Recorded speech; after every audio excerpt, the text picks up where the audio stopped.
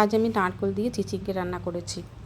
চিচিঙ্গে রান্না করার জন্য প্রথমে আমি কড়াইতে একটু সাদা তেল নিয়ে নিয়েছি, তার মধ্যে দুটো শুকনো লঙ্কা, দুটো তেজপাতা আর একটু সর্ষে ফোড়ন দিয়ে নিলাম। এর মধ্যে আমি কুচো কুচো করে কেটে রাখা চিচিঙ্গেগুলো দিয়ে নিচ্ছি। চিচিঙ্গেগুলো অল্প করে ভাপিয়ে নিলাম। তারপরে তার মধ্যে নুন, হলুদ আর একটু জিরে গুঁড়ো দিয়ে নিয়েছি। জিরে গুঁড়োটা অপশনাল, নাও দিতে পারেন। এবার এর মধ্যে অল্প একটু জল নিয়ে ভাপিয়ে নেব। এর মধ্যে আমি এবার 4টে কাঁচা লঙ্কা দিয়ে দিলাম আর হাফ কাপ মতো নারকেল কুড়িয়ে রেখেছিলাম, সেটাও দিয়ে দিলাম।